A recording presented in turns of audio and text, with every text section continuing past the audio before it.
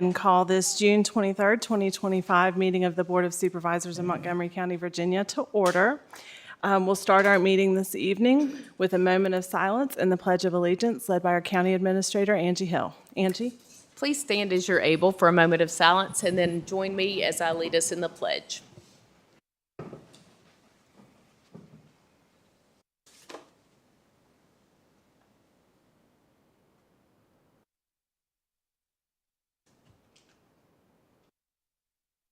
Let us pledge. I pledge allegiance to the flag of the United States of America and to the republic for which it stands, one nation, under God, indivisible, with liberty and justice for all. Thank you. Thank you, Angie. So first we'll start with presentations, awards, and recognitions. And our first presentation this evening, I'm very excited to welcome Samantha Livesey. Samantha is our new Montgomery County Blacksburg Christiansburg Regional Tourism Director, and she's here to give us a brief presentation. Welcome, Samantha. Thank you so much, and thank you all so much for having me, and it is truly an honor to be standing here in front of you all, in front of quite familiar faces, but to officially be standing here as the Director of Tourism. We have been quite busy over the past 3 weeks, and what a busy 3 weeks it has been. So really today, just going to give you a very high-level overview of what we've been up to and what you can expect from our team in the tourism department. We'll give you an outline of just some departmental updates, some stakeholder engagement we've been part of, strategic planning prospects, media activity, and some upcoming outreach that we have planned. Our efforts continue to align with the regional branding of Go to Town and continuing to foster collaborative relationships to strengthen the tourism for Blacksburg, Christiansburg, and Montgomery County. So for our operational updates, we are currently working on creating a database to track all of our requests, whether that be media requests or marketing collateral. We have gotten quite a few within the past week that I've been there. And so really wanting to make sure that we're able to provide you all with some deliverables and metrics of how many visitor guides are going out. Just recently, we sent one to Poland, which is super exciting. So hoping to see more both here in the region, in the nation, but of course, how great is that we have international reach as well. So we're going to make sure that we're able to track where they're hearing that from and how we can continue those efforts to make sure we're getting our brand out there. Working with the Montgomery County staff to update our headshots. I'm very much about always be branding and making sure that we have a recognizable brand when we are doing that marketing. So making sure that all of our social media public-facing platforms are all aligned in that branding. In terms of internal updates, I am doing internal huddles with Emma. She has been instrumental in my onboarding. We all are so very lucky to have had her during the transition of tourism directors, and I cannot speak highly enough of her, just her instrumental institutional knowledge of the onboarding. I have any questions, she's more than happy to answer them for me, and if not, we work together to kind of figure out those answers. For the external partners that I have been engaged with over the past couple of weeks, most importantly, I reached out to the Virginia Tourism Corporation, so VTC. Kaylin Hunter and I were able to meet and plan out what does the next 3 to 5 years look like for our Montgomery County. And so trying to work through that process, and I'll talk more about that here in a moment.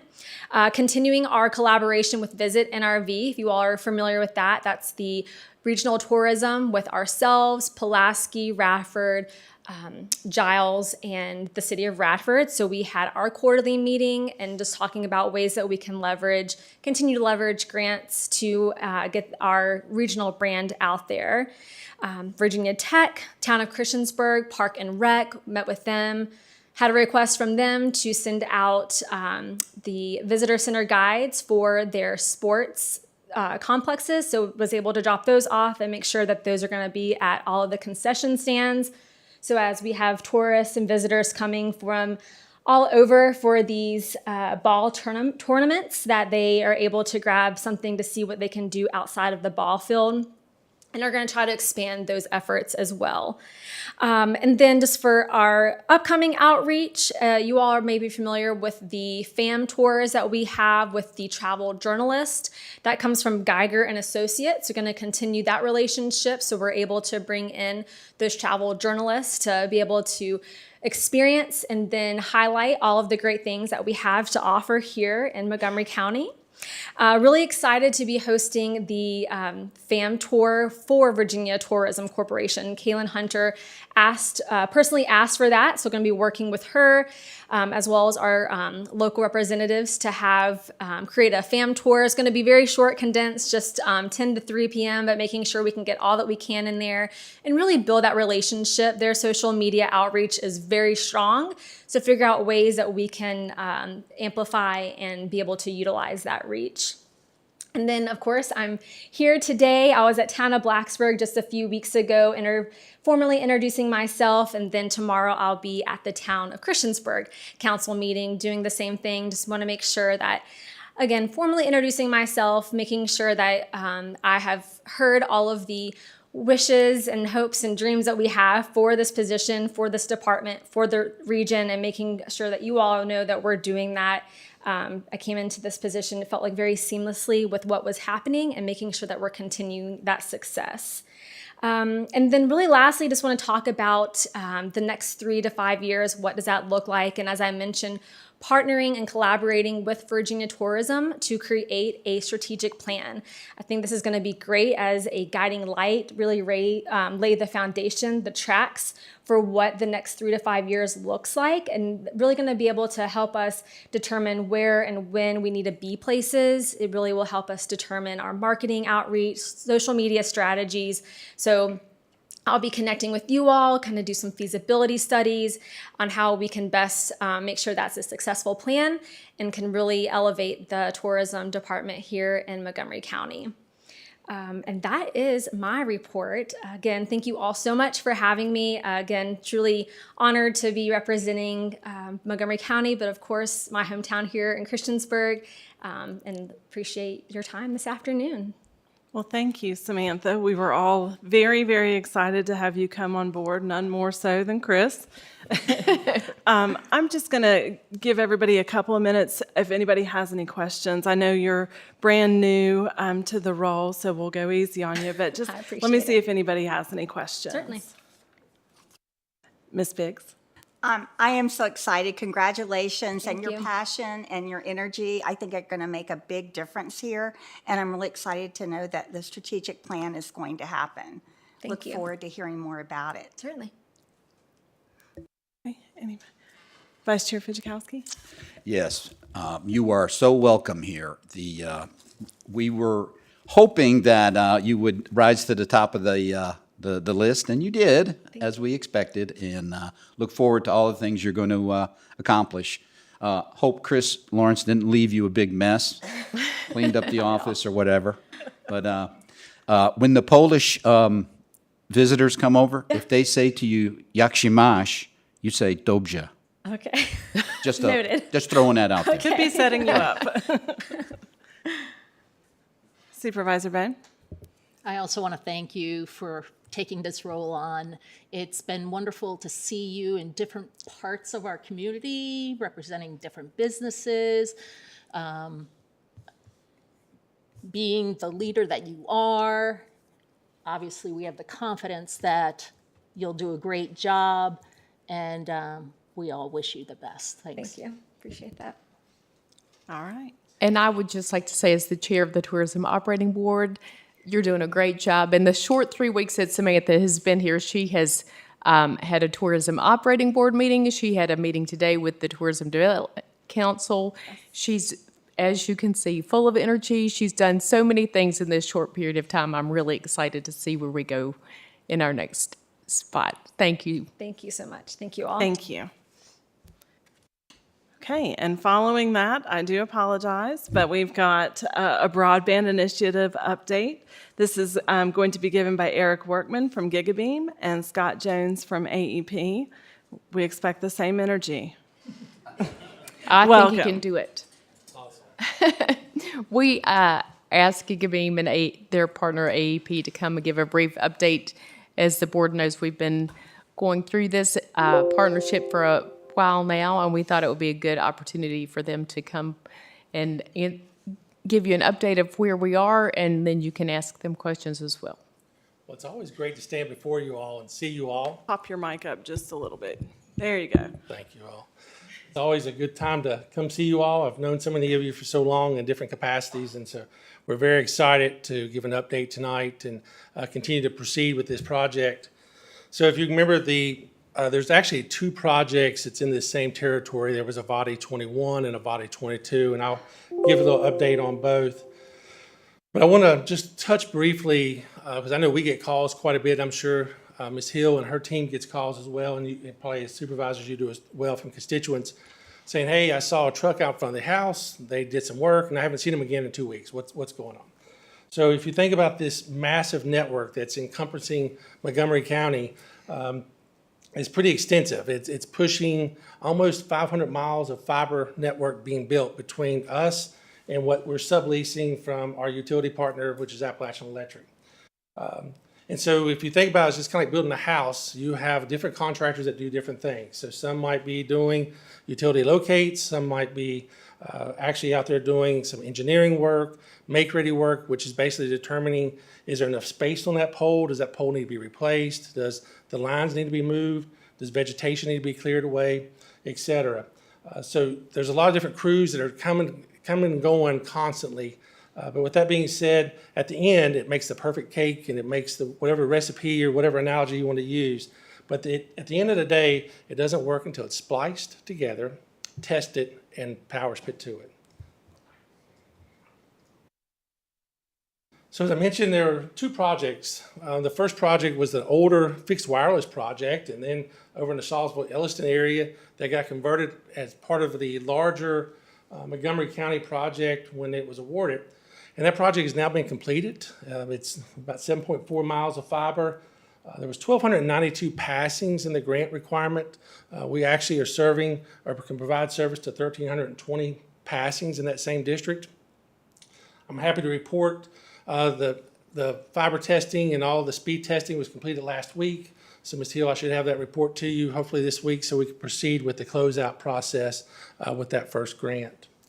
Our second one, which is the larger regional project with Bland County, is very active underway as well. So if you think about Montgomery County, and you hear us lots of times discussing and talking and referring to things by an OLT. It's just a term that we use internally for optical line terminal, and it's basically an industry term, but basically it's how, if you get into the networking design of an area or of the network itself, it's how it's broken out. There's no rhyme or reason. It's no this street versus this street. It's strategically based upon operations of a network and redundancies and those types of things. They're not in order per se. It doesn't go 1, 2, 3, 4, 5. It might go 7, 8, 9, 38, 52, et cetera. But out of the 67 fiber areas, almost all of them have construction taking place in at this point. When I updated the slides the other day, I think I stated something that there was still a few that work had not started in yet, but if you go back and you count even the make-ready, the utility placements, anchoring, et cetera, there's work going on in all OLT areas. So again, these slides, it's almost hard for me to put a quantity because the contractors are moving every day. So we have now broke over 300 miles of fiber in Montgomery County. That's Gigabeam fiber. Our partner that of leasing fiber, actually, if you came out and noticed on Roanoke Street as you come in, that's part of the 216 underbill that's continuing west on their part as well. So they are pushing closer to 70 miles now of the 118 miles that they have to build in Montgomery County. Apologize. So we get asked this question, well, what area is next? So the first OLTs 2 through 10, which is in the Salisbury-Elliston area, are now lit and have service on them. OLTs 1, 11, and 12 are being finalized to come back online. One thing, since I was here with you last year, I was on a call with a federal representative out of the National Broadband Office back in the fall, and he was like, so what's the weather like in Southwest Virginia? I said, oh, it's not bad. We can work 12 months out of the year. It's kind of point anymore, it's nothing. Well, I should never say that again, because we had a hurricane a couple weeks after that, and then we've had nothing but ice storms throughout the entire winter months. And so our construction progress from the fall of the year through the winter time, a lot of that construction progress was simply storm restoration. How do we get, our utility partner was how do we get poles back? How do we get lines fixed, vegetation fixed, et cetera. So never open up that Pandora's box and tell somebody that the weather's not bad in Southwest Virginia. But if you think about what areas are next, so if you think about how our overall network design is comprised, GigaBeam subleases dark fiber from the utility provider that they use, and it acts kind of like the spine or the major arteries that go throughout the county. And we build extensions off of those major lines. And so it doesn't work unless that main backbone is completed and everything's lit and all those rings and are spliced together. So it's critical for us. That's why you look at it and say, well, man, GigaBeam's got a lot of miles there. Why are more areas not lit yet? It's because those have to be in place to whereas that main AEP line is built and it's all spliced together. Because if not, then it's like trying to build a roof and put shingles on the roof, but nobody's put on the actual decking yet. So AEP breaks theirs segments up a little bit different than us. They use route segments, such as, in Ms. Hill will hear in the reports, such as like lead mines and Childress, North Blacksburg, Tri-Cities. These are their routes. And then from there, we tie our different OLT segments off of there. So you can, in just general conversation, it can sound very confusing, but trust me, it does make sense. We show that to staff, but that does involve some internal network design that is not necessarily public. So this brings us to AEP slide, and I want to welcome Scott Jones. Scott's here with us tonight. Amanda Cox sends her regards. She had some family emergencies, so Scott is here in her stead. But as you can see there, the progress that AEP is making in each of these segments. So if you see the 216 underbuild, the first part feeds Shawsville Elliston, that's the 216 east, and then 216 west takes you through Christiansburg all the way out towards the Pulaski County line. As far as overall progress, we're still moving. We're still on our end, GigaBeam Fiber. We met with our contractors again last week. We should be wrapping up all the construction of our fiber within the next couple of months. That means, but I say that in true contingency is that's the fibers in place. The critical piece of splicing it and sewing it together is what still takes a little while to get done, testing, making sure that somebody didn't plug the green tube to the gray tube and it's not working properly. So there's a lot of pushes through there. Working with AEP. AEP is still committed to the time frame to be finished by the end of the year. And of course, with the grant has a deadline of March, but our goal was to have everything done this year on the AEP side and build us into it. That way, if there's any testing or any snags or any other weather that pops up this fall, that we've got plenty of wiggle room. But that's our goal, is to push that forward. We have over 2,000 serviceable passings right now, and we'll continue to add those passings as the areas get lit up and turn into service. One of the things we talk about, though, constantly internally, we have a great meeting, and I can't thank enough about Ms. Hill and her staff. They've just been tremendous working on this project. Everything from helping us to secure railroad crossing permits, et cetera. They've just been a dynamic team. We meet with them every week. It's just been a great partnership. But one of the things that we constantly work on and strive to talk about to improve is how do we get better communication out there to the public, to where the public knows what's going on, knows the availability of the services when the services are there. We recently entered into, hired a contractor or a consultant to work with GigaBeam.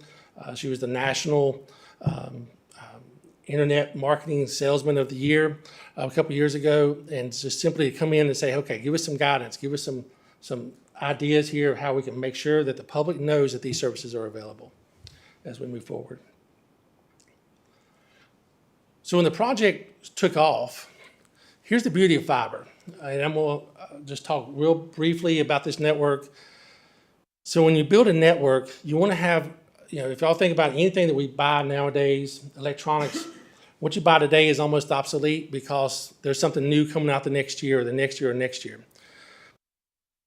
Trust me when I tell you this, that the network that GigaBeam is building, that we're subleasing from AEP, has got tons of capacity. This county is a beautiful county with tons of growth, and it has tons of capacity in this network that we're building. So one of the things that, the grant requirement was that we provide 100 meg by 20 meg up and down some our services. 100 meg anymore is not even feasible as far as somebody's home. We offer now, we've just done some remodeling of our plans. We do a 300 by 300, 1,000 by 1,000, and 2,000 by 2,000. If you need a 10 gig circuit at your house, we can take care of that. We build this network with the capacity to where as time moves on, speeds and the demands increase, we have that ability to do that. A little bit of uniqueness about us too. We don't do data caps. We don't do long-term contracts. We don't do any of those tricks that somebody does that says, okay, well, you got great speed, but once you've been on it for 3 days, we're going to start slowing you down. We don't do that. We're from here. Our owner, Mr. Clemens, is a Virginia Tech alumni, myself. So this is our home, this is our area, and we want to make sure that we provide quality internet and not just be somebody that's coming in and building these networks. So this is just another mailers. We're sending direct mailers and notifications. Anytime an area goes live, we're directly mailing every one of those households to make sure that they know. And we're also working with homeowners, businesses, et cetera, but especially between now and to the first of the year of, hey, if you know that you want our service is ready to go in your area, we'll take care of the install for you. So it's, we're trying to help people to take care of their underground install, their aerial install, et cetera. So, because if ultimately you think about an underground install, that can be a very costly endeavor for a lot of people. There's a lot of underground homes or what people have underground utilities in Montgomery County. So we've worked to take care of that as well. But with that being said, we're very excited. We begin to thank you guys enough for being a great community partner with us, and we'll continue to move forward and get more areas turned on. Great, thank you, Eric. It's good to see you. Glad you're here. And now I know we're going to have some questions for you. All right. So I'm going to start with Supervisor Grafsky. Appreciate the update. Yeah, because I think the last time you were in here, you're saying we're really close. Spring, right? It was when we were going to get everything deployed, and then, like you said, we got kind of a nasty winter here. But it's great to see that you guys are making up a lot of ground here and continue to move things along. So you said a couple of months for the we'll have the fiber to have the fiber run. Yes. So the GigaBeam fiber should be all deployed within the next couple of months. Now on AEP side, they'll still be pushing near the end of the year by the time they have it all put together. Okay. But and I will have to commend. If you think about the amount of devastation the hurricane caused, not only in Montgomery County, but throughout their entire service area for power, there were several months there that we were trying to pull crews here and there, but at the end of the day, all these line crews that we use as subcontractors also do power work. And so almost all of them were gone to North Carolina and different areas taking care of hurricane restoration. Out in your district was tore up terrible this winter with storm damage, ice damage, et cetera. So they're still, I think, working through there, still trying to get some of that storm restoration taken care of. Only other question is, so of the passings that you have available out there that are active, our signups, our folks. Yes, we're hooking up people every day. That's great. Yeah, and we've made that, when we changed the model around a little bit too, of us taking care of the whole install cost and so forth, has really uptick and changed that. And plus bringing in, I can't say enough about our marketing team and staff, putting door hangers out. And the hardest thing sometimes is just that public awareness and knowledge. And the challenge of that is sometimes trying just to listen to the public as well. And so we changed some pricing, we changed some speed options, we changed some things since we were here last time to make it better. with the idea of driving that take rate as well. Excellent. Well, thank you. Supervisor Biggs? Okay, so I know this is one that's sort of hard to answer, but for my folks on Brush Mountain in North Blacksburg, can you sort of give any kind of maybe date that they might be seeing things? I ask this every time, I know. Yes. Well, Ms. Biggs, the one area there, if you think about like in Brush Mountain, part of that area is not served in this project. It was considered a served area, and it's more of a bead servable area. Well, I think when you go up, and I'd have to, don't quote me on this, but I think if you go up as you go up 460 over to the right, some of it's served by the project and some is not. It's just a variance. But yes, all that work has been turned in for its make ready and so forth, but I couldn't tell you exactly. I don't want to publicly tell you, hey, in 2 months we'll have it knocked out there, and then it'd be 3, and I misspoke or tell you something incorrectly. Yes. Yeah, some of that fiber's already been pulled through there. Okay. Well, any update, just send it along. Yes, ma'am. I appreciate everything you've done on this, by the way.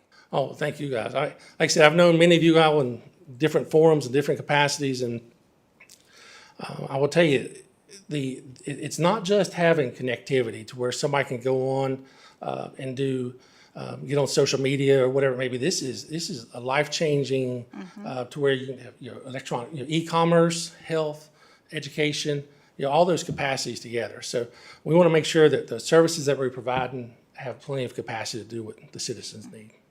Really important. Thank you. Supervisor Bone? I do want to thank you and your subcontractors. The flag people are awesome, at least down my way, Catawba Valley. So, but thank you for everything you guys are doing. Well, thank you. And I can't say enough about it's not me, it's a team. We're very much of a team approach there at GigaBeam. So like Adam's our general manager, he's here every day. Greg's our director of construction, he's here every day. Michelle is marketing, our owner, Michael. And I can't go without saying, but this lady in the white shirt is the project manager from AEP. She drove down from Ohio to be here to do some field analysis, and is one of the greatest project managers I've ever had the pleasure of working with. So just really, because you think about the complexity and all the different divisions and the different hurdles you jump through in a project of this size, it's pretty amazing. So thank you. Yeah. Supervisor King, did you have anything? Appreciate you being here tonight. And Yes, sir. it is a big thing, to get the public, so inform the public of it, because, we've been sitting here for years saying, oh, it's coming, it's coming. And Yes, they sir. keep saying, when's it coming? Yes, sir. I trust me, every now and then I have somebody randomly just show up at my office and thinking, how'd you get here? How'd you even find out where I was? And so it's, but it's good. And that goes back to your question earlier. We listen and we modified some things as far as, okay, we need to fix our speeds and we need to fix some things, here and there pricing wise to make sure it's a better fit for the community. So I can't say enough about this team I get to work with every day because they listen to that. Well, I know you have good staff, because in my district, I was riding around, and them people's out on the lines 9:30, 10 o'clock at night. Yes, sir. And one big thing is the price. I mean, if we can get that cheap as we can get for the citizens, that'd be wonderful. Well, it's I have to watch what I say too much on this thing. I don't want to sound negative or anything, but again, we're from here. This is our home. This is our communities. That's the initiative of why we do what we do, is we want to make sure we provide a quality product, but also it's something that the citizens can look back and say, hey, I'm proud to. We don't want to have to hide our logo when you walk into a store. That's just not who we want to be. Well, I appreciate you being here. Thank you, sir. Vice Chair Fijikowski, I feel like you've got some stuff. Yeah, I do. I think you started off saying the VADI 1 was approved in 2021, and now it's 2025. VADI 2 was approved in 2022, and now it's 2025. The hardest thing that I've had to deal with is the same thing that you're dealing with, is people are frustrated because we told them the best of the best is coming, And then we started getting the deadlines. Oh, it'll all be finished at the end of 2022. Didn't happen. And I understand all the bad weather you've had. And then 2022 came and we were told it'll all be finished in 2023. And this adds to, I know we have road rage in this country, but I think we're getting fiber rage now. Hopefully, when everything's hooked up, everybody will forget all those bad times and all those frustrations. You mentioned that you're still doing ice storm repairs?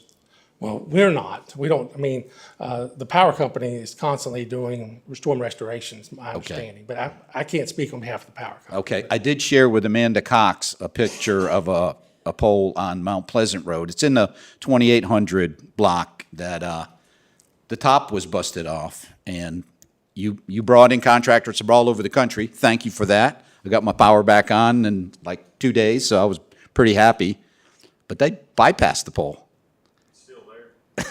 The pole's standing, and Gigabeam's fiber's on it, and so is the telephone company's line, and they're sagging down. I do not know how a FedEx truck gets up to my neighbor's house without hitting it, dragging it, and destroying it. That one needs to be that one needs to be looked at pretty quickly, because that's going to take a lot of crews to fix. Probably your crews too. Yes. Because all the lines have been stretched. That line, that particular fiber line, I thought was ready to go. All the connectors have been put on it. I guess it just hasn't been plugged in on either end. Well, it's, excuse me, that's part of the overall Reiner Loop construction piece of AEP. And that Reiner Loop construction piece will back in, provide the light back to that area. All right. So well, it's part of that. Our lines are there, but as their lines come through and it all gets spliced together before it can go live. Right. Well, like I said, hopefully everybody will forget all these worries and woes and storms and what Trust have me, you. I think what they're probably also wondering about, of course, the people that bury their line underground don't have to worry about it. But we frequently get trees down on the power line, and AEP is pretty quick about it. I mean, when weather permits, they get on it and they fix it right away. And I asked this question, I think, of Amanda back in 2021 about how quickly would the crews be able to repair it if it does break, which I will say it's pretty tough stuff, because 14 80-foot pine trees were laying on it for, I don't know, 4 days, maybe 5. Yeah, the steel lash that goes around it that supports it, it'll jerk the pole down sometimes before it'll. Well, it did. It jerked the pole down. So hopefully it's still good, and I'm sure you'll find out when you test it again, because I'm sure you'll do that. But good luck and keep on working. Thank you, sir. Yeah. Appreciate it. Thank you for the update this evening. I don't have any questions, but we really do appreciate you being here and the whole team that you brought with you. Thank you Excellent. so It's much. always good to see you all, and y'all have a good evening. Thank you. You too. Okay, next on our agenda tonight is public address. And we did have a sign-up sheet out in the hallway, and a lot of people have signed up. When we get to the end of the sign-up sheet, just because your name isn't on it doesn't mean that you don't have the opportunity to give a public comment. We'll just get through our sign-ups first. We do have some speakers tonight that have a presentation, so the guidelines are not going to be able to stay on the screen the whole time. So I'm going to kind of very briefly go over some of the public address guidelines. Each speaker will have 4 minutes, whether speaking as an individual or a representative of a group. All comments are to be directed to the chair and other supervisors from the speaker's lectern at the front of the room. Please begin by stating your name and where you reside. Debate between speakers and members of the audience will not be allowed. Speakers may leave any written statements and/or comments to the supervisors with the board clerk here at the end. And speakers will be judged out of order should the speaker engage in personal attacks, use profanity or abusive language, or debate with the audience and not address the supervisors. Accepted etiquette is to not applaud or make loud responses. And when you come up to speak, you'll have 4 minutes. The light will be green on the lectern there. When it turns yellow, you have 1 minute left. And when it turns red, your time is up. I'll let you finish your sentence, but then we do have a lot of people that want to speak tonight, so I'm going to make everybody wrap up at 4 minutes. Our first speaker on the list tonight is Brandon Lindemood. Is Brandon here? Okay. Our next speaker tonight is Rachel Bryan. Thank you for helping with the presentation.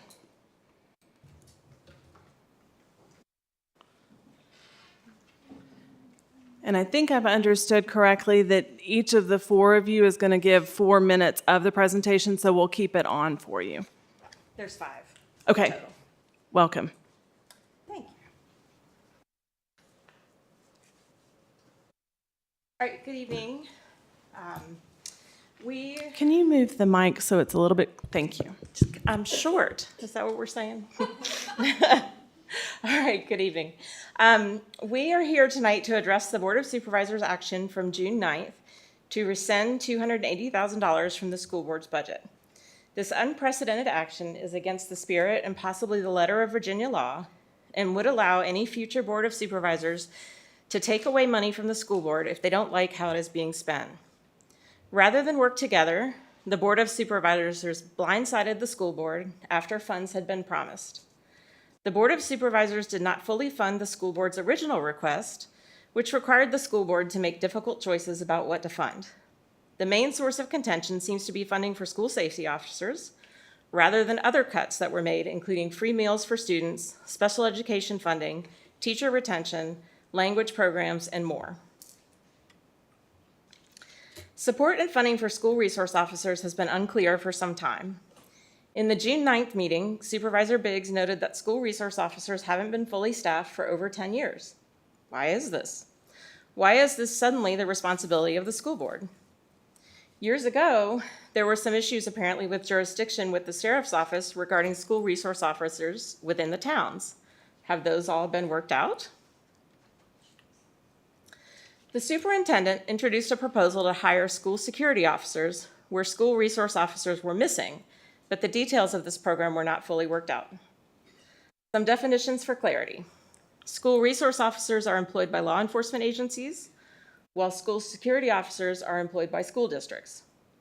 Retired school security officers proposed to the school board are retired law enforcement officers who can come back to employment with schools without losing their retirement benefits. Their duties are the same as school security officers, but they're handled differently by the Virginia retirement system. There's a lot of confusion for the public and apparently for our elected officials regarding who staffs and funds school resource officers in the towns. In Christiansburg schools, Christiansburg Police Department staffs Falling Branch Elementary and Christiansburg Middle and High Schools, but the Sheriff's Office staffs Christiansburg Primary and Christiansburg Elementary.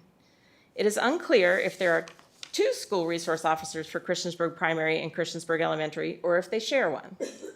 There are rumors that the county allocates funding for the Christiansburg Police Department officers, but finding clarity has been difficult. In Blacksburg schools, Blacksburg Police Department staffs 2 positions that float between the 4 elementary schools in Blacksburg, as well as staffing Blacksburg Middle and High Schools. The Sheriff's Office doesn't staff any Blacksburg schools. Does the county allocate funds for Blacksburg Police Department officers? If they're allocating funding for Christiansburg, why is it not the same for Blacksburg? Clear communication has been lacking. Discussion at school board meetings suggested they thought the town of Blacksburg should cover school resource officers as the town of Christiansburg has apparently done.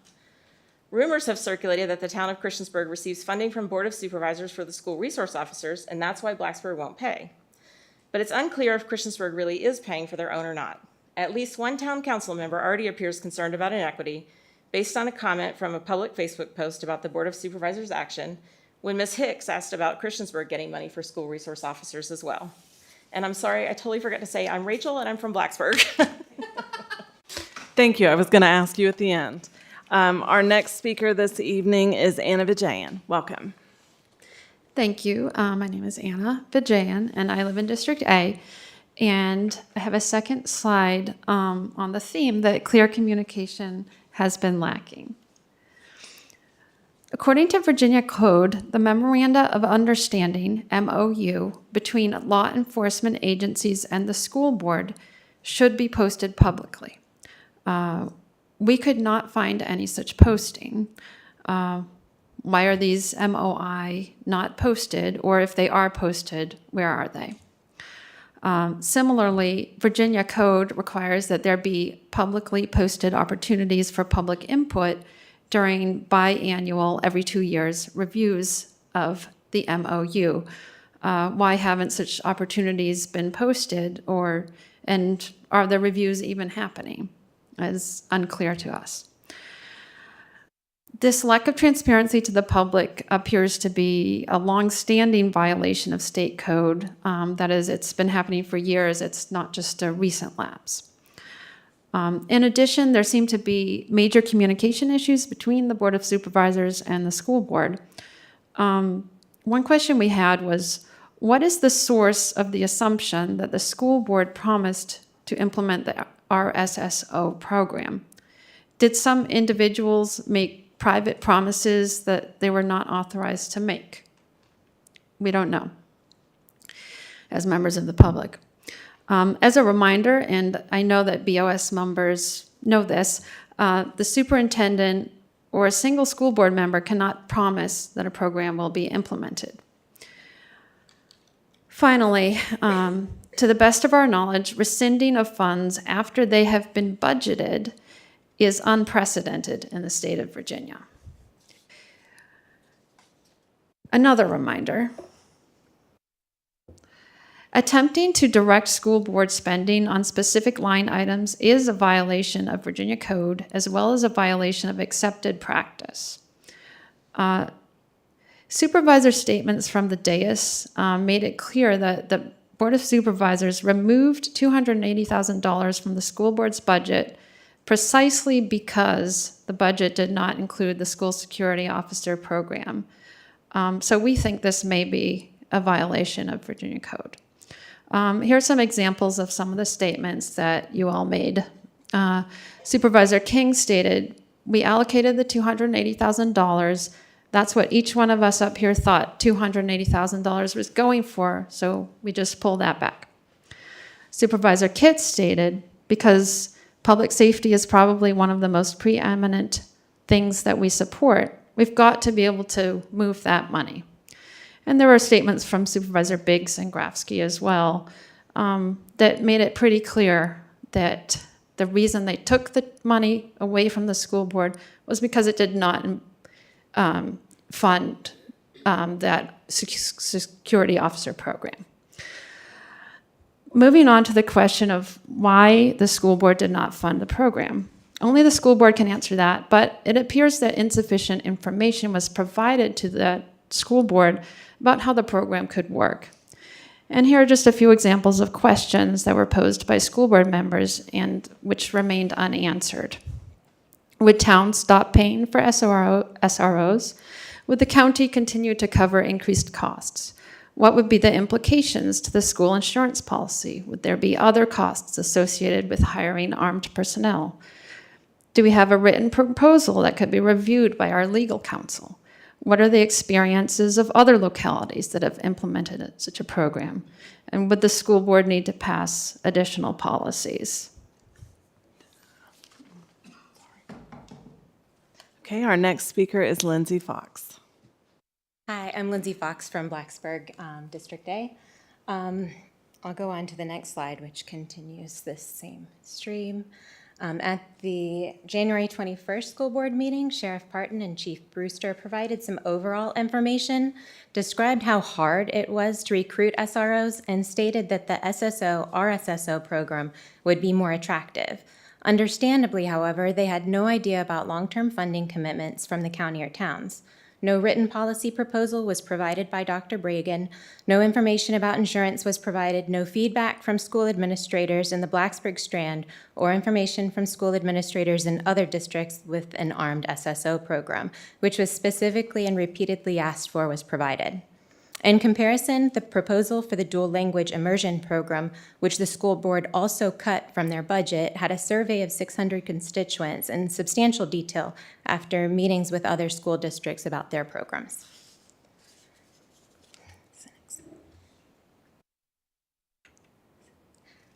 I'm sharing information from the 2024 Virginia School Safety Audit. Statewide, 50% of school systems do not use SSOs at all, and only 12% of school systems allow SSOs to be armed in division schools. For MCPS to place armed SSOs in the schools would be a relatively unusual practice in Virginia. For Region 5, including Lynchburg City Schools, 10% of school divisions have no security personnel at all, 25% have SSOs, and 85% have SROs. In Region 5, 3 of 5 school divisions with SSOs prohibit SSOs from carrying a gun in the schools, where 2 allow it. Did we gather any information on why the disparity and how either program is working? Does Lynchburg City allow their SSOs to be armed? For Region 6, including Montgomery County, all school divisions have some security personnel. 21% have SSOs and 100% have SROs. In Region 6, all of the 3 school divisions with SSOs prohibit SSOs from carrying guns in schools. A citizen emailed about state code and VRS, including links that gave information on a part-time option to Supervisor King and Supervisor Biggs before the June 9 meeting. At the June 9 meeting, Supervisor Biggs said she had not heard of the part-time option for retirees until very recently, and could Sheriff Parton explain? Sheriff Parton stated that he had never heard of the RSSO program. He only knew about the SSO program, and he had no idea where he'd find part-time employees. But the PowerPoint Dr. Bragan shared when they talked at the January 21st meeting clearly referred to RSSOs. And if the schools hired folks as SSOs rather than RSSOs, they would lose all their retirement benefits, according to VRS documents. It is not the sheriff's responsibility to understand the details of how the VRS system works. Both boards are asking the wrong people about the details of how these programs could be implemented. Both the county and the schools employ HR professionals and attorneys who should have been the ones ensuring we adhered to state code and hopefully could have pursued information about how these programs have worked across the state. Why did our elected officials not obtain enough information to understand these programs? Thank you. Welcome. Thank you. I'm Carol Lahas, and I live in Reiner, District D. Let's see, I'll go on to the next slide. So this is a screenshot of the Virginia Retirement System Quick Reference Guide comparing requirements and benefits for SSO, RSSO, and SRO positions, which is available at the link shown. This first slide documents that SSOs and RSSOs, as school employees, are not eligible for hazardous duty retirement supplements. It's a full-page document, so the second page is shown on this next slide. This is the second part of the VRS Quick Reference Guide. It compares retirees returning to work and shows that SROs, which are law enforcement employees, have 12-month contracts, while SSOs and RSSOs, as school employees, have 10-month contracts. Both would lose retirement benefits if they took a full-time job with a VRS agency. Only RSSOs can receive retirement benefits while working full-time. But they would be eligible to work part-time and retain retirement benefits. A part-time SRO, so that would be a law enforcement employee, which is a 12-month position, so they would be limited to working 1,664 hours over 12 months, meaning that they could work 8 hours during every school day and more, and be well within the limit. They could also keep the hazardous duty supplement to their retirement pay. This would be a better deal for the employees at a cost to the county that might be comparable to or less than the full-time RSSOs. If the RSSO program had gone forward, those would have been 10-month positions, so would not have worked over the summer. Part-time SROs could work a very similar schedule with better retirement benefits. What do our current SROs assigned to elementary schools do over the summer? Are they present in the buildings all day over the summer? At the June 9th meeting, Sheriff Parton stated that the Blacksburg Elementary SRO positions were both vacant. Earlier, we'd heard one position was vacant. and his understanding was that they had been reassigned to more urgent duties. Might one be reassigned to the schools come August? This slide includes a screenshot from your June 9th meeting with your plan to reallocate funds from the school budget to SROs, including anticipated expenses for a sergeant to supervise SROs and for vehicles for all the officers. In the original plan for RSSOs in schools, there was no plan for them to have vehicles. There was no clear plan as to how they would be supervised, and certainly no provisions for them to have a supervisor who was trained in school security. Presumably, either those items weren't required for them to do the job, or those costs would have been placed on the schools with no funding in place to cover them.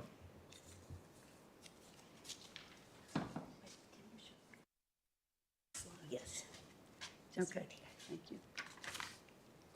Hi, I'm Melissa Matuzevich. I live in Blacksburg. Why not staff the Blacksburg elementary schools with part-time SROs who would not need vehicles?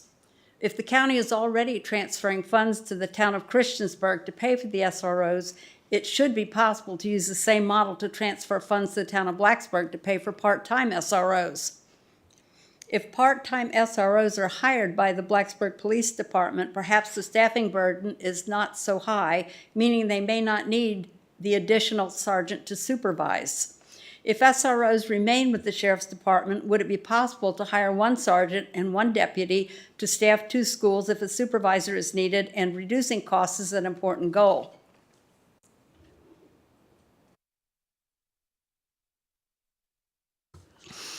Under this scenario, all the costs should fit within the $280,000 that the Board of Supervisors rescinded from the Montgomery County Public Schools. We then asked that this $367,700 in one-time costs that was going to be allocated for squad cars be transferred to the MCPS school budget to restore funds that were removed from employees' health insurance reserve fund to help continue to grow this fund. This would go a long way to acknowledge that your actions were taken wrongly in haste and to restore some public trust in our system of government. Members of both the school board and board of supervisors should ensure they obtain information needed for reasonable decisions prior to voting. If there was truly a promise made in private, because all meeting records demonstrate none was made officially, then whoever is making backroom deals and promises should apologize for their missteps. Everyone should be aware that one person cannot speak for a board. Finally, we make the following requests. More transparency is needed. It should not be a mystery how SROs are funded with public money. Better attention to details and legal requirements are needed. We also request the 2 town boards and county boards meet jointly to discuss funding for school safety. We request the board ask the law enforcement agencies to continue hiring retirees as part-time SROs who are present during the entire school day in some positions to save costs. Please acknowledge that the Board of Supervisors' action on June 9th sets a dangerous precedent and was a mistake. Finally, we request that the Board of Supervisors apologizes to our school board and to your constituents. Also, plan in the future to hold more frequent and more collaborative joint meetings rather than entering the meetings with predetermined ideas. Thank you. Thank you. I'm going to give just a moment for us to adjust the screens around the room. Thank you. Thank you so much for your help setting that up, of course. Okay, our next speaker on the list is Barbara Crockett, and following Barbara Crockett is Betty Thomas.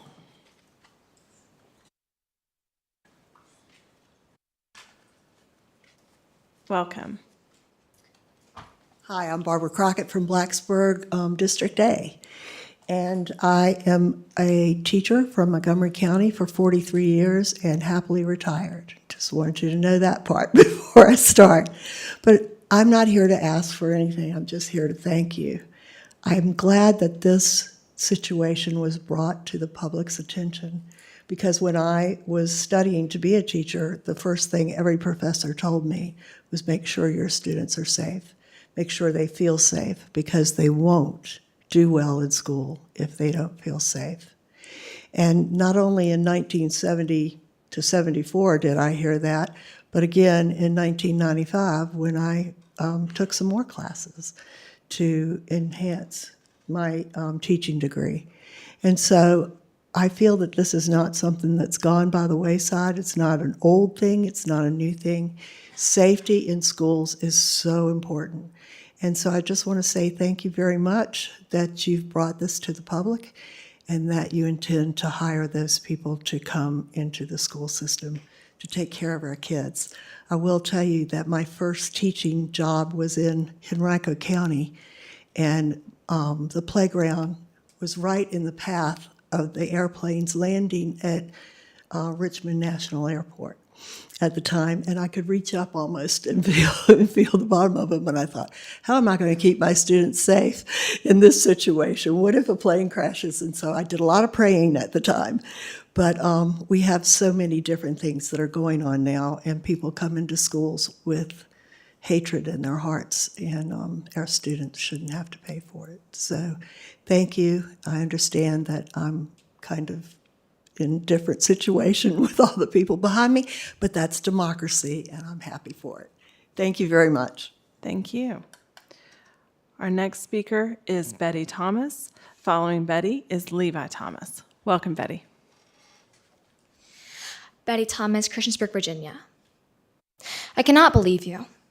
I cannot believe that you were immature enough to steal $280,000 from our school system because the school board made some decisions about where to put their money that you did not agree with. I have been to every school board meeting for the multiple years. They asked for 3 cents. You gave them 1. They had to make some hard decisions, and they chose to give us the best education possible. They did not, however, promise you that they'd use that 1 cent to pay for school security officers. Nonetheless, you got mad at them for not putting funds into SSOs and illegally retracted the money. You have risked the solvency of our health insurance fund. You could have stolen food out of hungry children's mouths because you wanted to put more armed individuals into our schools. You took away the exact amount of money needed for the universal breakfasts. Had the board not saved that program, you would have been the reasons kids went home hungry. In wanting to protect our students, you have hurt them. The fact that you would have done this is vile. It's unlawful. Some might say deplorable. It's the kind of crap I'd expect to see from Donald Trump, but not from you. Thank you.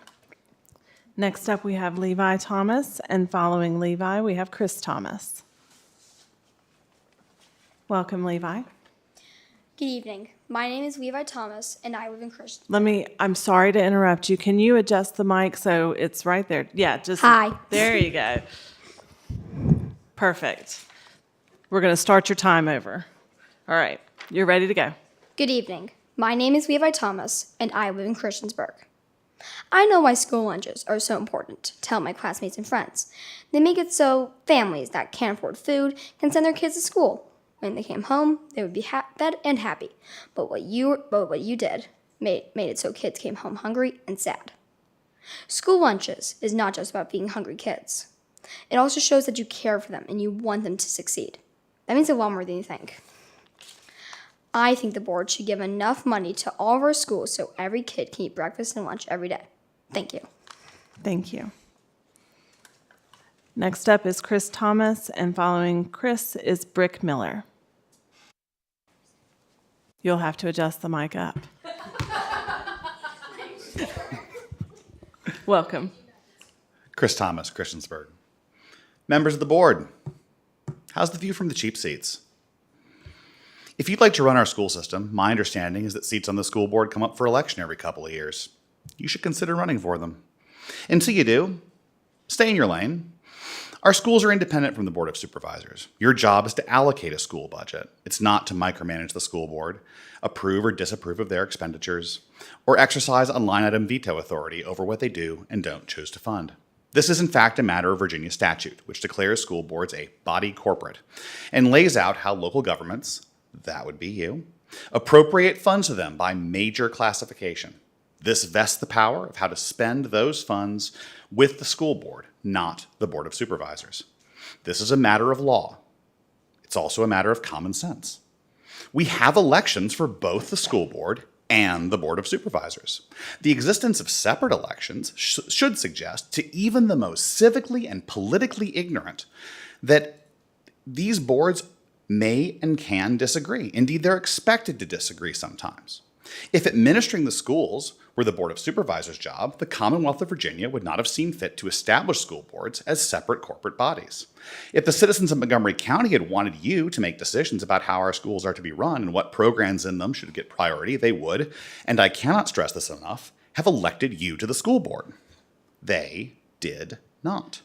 So let's be very clear about what you've done before we get into the problem of undoing it. As this board's comments made clear, the decision to remove $280,000 from the MCPS budget was a direct consequence of a decision the school board made. Reallocating those funds is a clear-cut violation of their independence, and that is legally actionable. This county has had some dysfunctional government in the past, but nothing that has risen to the level where we might very easily see one part of our government suing another. I understand your frustration. The issue of safety in schools is a particularly important one for this community. Like many of you, I was here in 2007. My spouse was locked down on campus, and it was terrifying. But as we ask the kids in our schools to remember, part of being an adult is self-control, and that means following the rules and obeying the law even when we're upset. It also means taking responsibility when we make stupid, childish, emotional decisions. Before you made these cuts, there was a thoughtful and nuanced discussion that responsible adults could have had about the difference between SROs and SSOs, about how those positions were funded by the county versus the town, the differing information being provided to the school board and the Board of Supervisors. That conversation could and should have happened between your boards and between yourselves as individuals. That's how government's supposed to work. That's what you were elected to do. But instead, you chose to throw a temper tantrum. And now we can't have that conversation. Now this issue isn't about how we protect our kids or our schools, but about a rogue Board of Supervisors in willful and blatant violation of the law. You've made this community a circus, and you've made yourselves clowns. But you can still set it right. Restore the funding you cut. Sit down with the school board. Find a way to use that additional $300,000 you found beyond these cuts to fund the SRO positions the way they should have been funded in the first place. Admit you acted in ignorance. Admit you screwed up. Admit you were wrong. Or admit you're a coward. Thank you. Next up, we have Brick Miller. Following Brick Miller is Chris Waltz.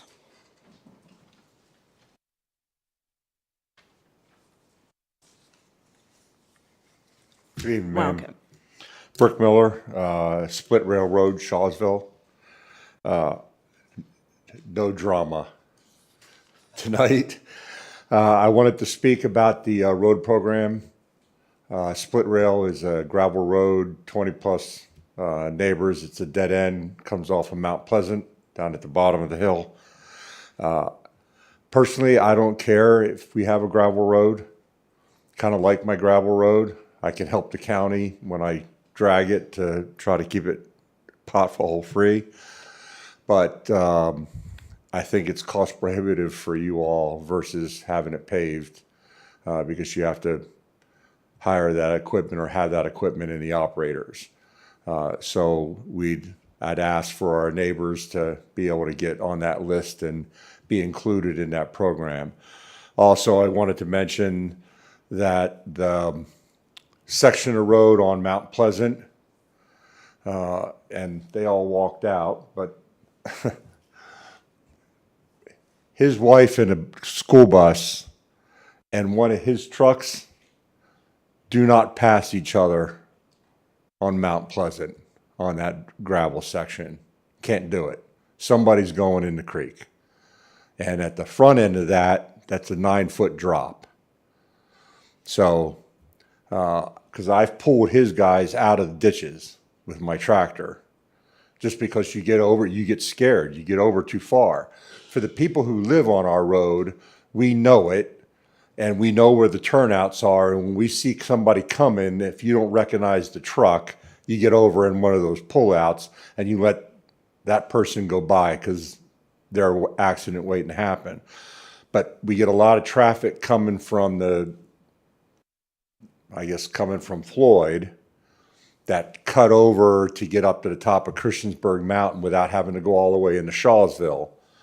And they come through that section pretty fast because, you're on that country road and it's like, oh, there's nobody around. And then all of a sudden they hit that gravel and they start sliding.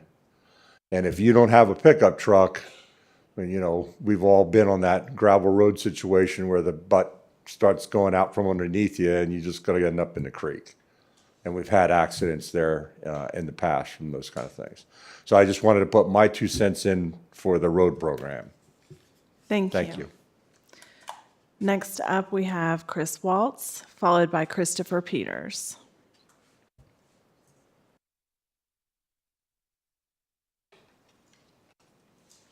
Welcome.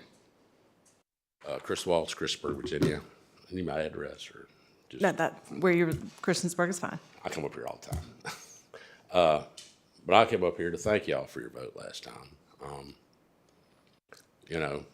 It's about school safety. These are elementary school kids, probably the most vulnerable of the school population. I understand some people are like, why do we need cops in schools? I mean, yeah, they're right. I don't think we have a big gang issue at elementary schools here. I don't think anybody's extorting anybody for their gummy bears. But it's about school safety and keeping the kids safe. And I agree with your decision. And it's nice to see, even though for some of you politically, it may not have been very expedient, but you did the right thing. And that is what government is for, to protect all of us, especially the ones that can't protect themselves, like elementary school kids. And I said, I agree with your decision. I thank you for your decision. I could play, and I did warn you about the toddlers last time. I could play you that voicemail, but I'm pretty sure everyone here has heard it. And everyone who was at the school board meeting has heard it, and that was very inappropriate. But I agree with you. And as far as Christiansburg being funded by the county, yeah, that don't happen. I know this because my wife goes through the budget for Christiansburg line by line, just like she goes through my budget line by line. And that's why I'm not driving a Hellcat. And you all aren't paying for the school safety of the Christiansburg Police Department officers that are in schools. And the budget year is July 1st through June 30th. And until then, everything's just a draft. You can change it. And this time you did the right thing. And I also wanted to thank Chief Geary and his 2 deputies. They came out Cambria Crossing. We're involved with Operation Lifesaver for crossing safety at railroad crossings. Spent a few hours out there and it was pretty hot. Handing out flyers and coloring books and, information for the people. And again, good job. And one other thing, though, I don't get, I heard $5 or $6 million for that new building, or the old building to be renovated. That thing was built in 1960. $5 or $6 million, I'd probably raise it, spec it out to what we need, and build a new building on the footprint. Seems like it might be cheaper, and you get exactly what you want, and you would have less maintenance costs over time. So, but thank you. Thank you. Next, we have Christopher Peters and then Sarah Jacob. Welcome. Thank you. Good afternoon or good evening. My name is Christopher Peters. I'm a long-term resident of the Willis Hollow Road here in Montgomery County. Just like to speak this evening in support of the 6-year VDOT plan and proposed enhancements to the Willis Hollow Road and, quite honestly, all the minor secondary roads here in Montgomery County. For those of you that are not familiar with the Willis Hollow Road, it's a tributary road off of Allegheny Springs Road. It's a terminal or dead-end road, approximately 4 miles in length. The first half a mile is paved, with the remaining just being dirt and gravel. The entire length of the Willis Hollow Road constantly remains in poor condition. Regardless of the efforts that that VDOT put in with the road, it immediately deteriorates into a mass of potholes. Some are huge, 2 feet, 6 inches deep, and the frequent cutting of the road and the erosion along the creek can certainly threaten the integrity of the embankments in several areas of the road. The condition of the road is very concerning to me because of the access for emergency vehicles getting up into that community. The condition of the road surface is going to greatly slow down the response time when these services are called.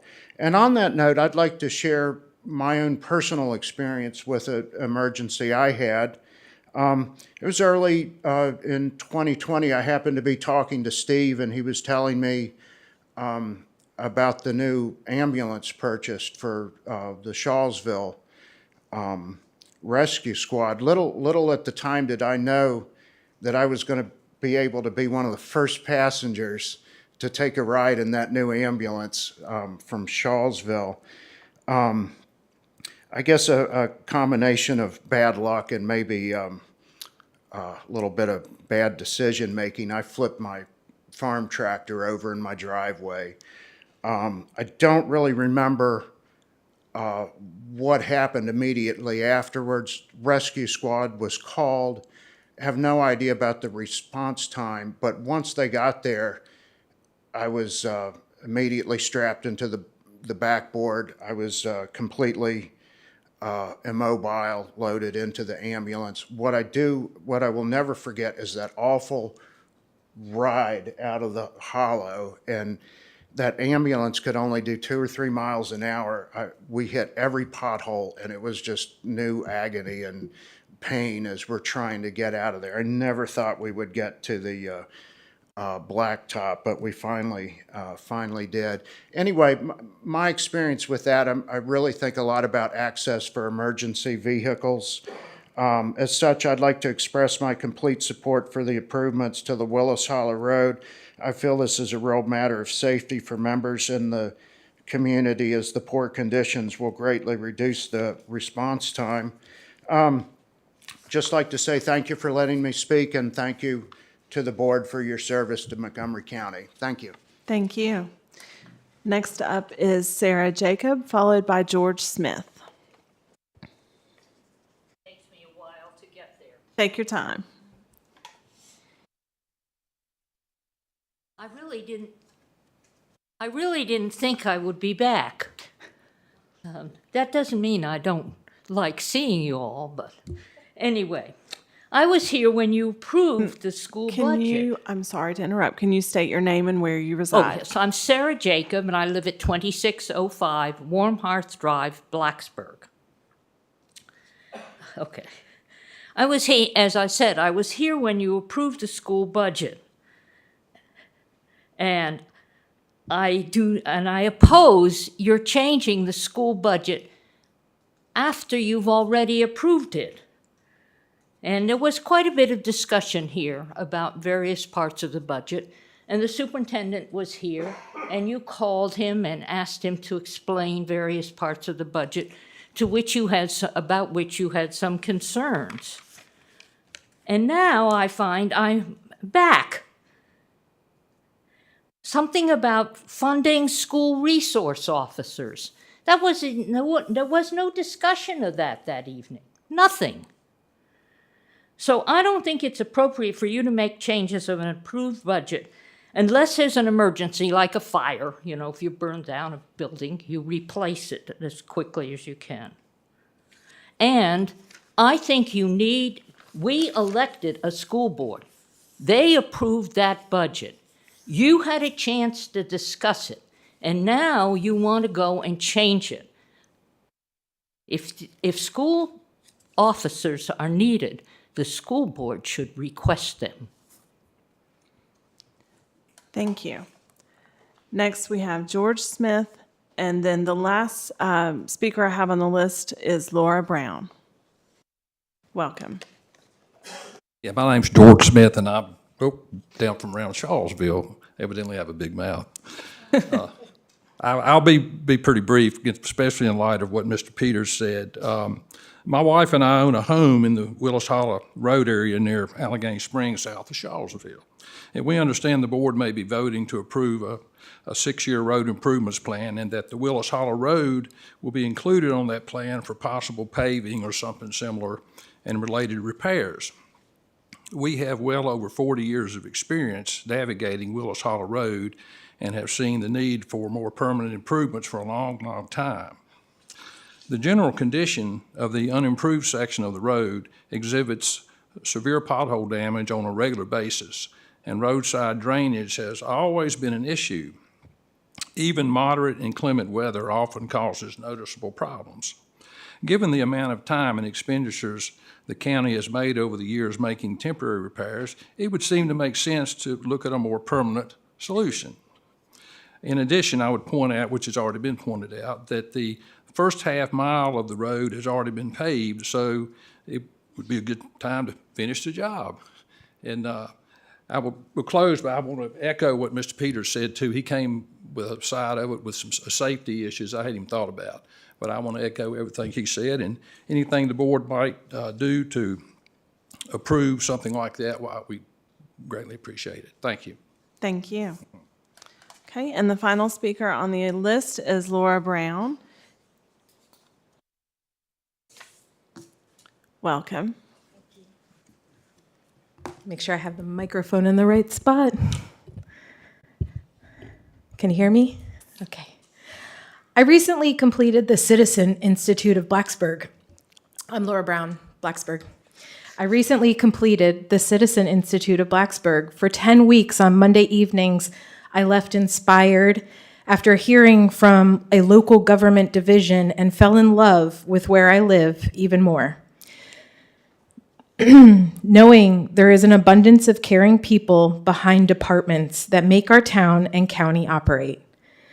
The Montgomery County Board of Education oversees the Montgomery County Public Schools, a parameter from which Montgomery County Public Schools' mission states we will ensure allocations of money, time, and talents are aligned with our beliefs. To me, the Board of Education did just that when they made the tough decisions on what to cut when revisiting the budget. Yes, it would have been helpful to add special education teacher positions and be able to offer free breakfast and lunch to all Montgomery County students.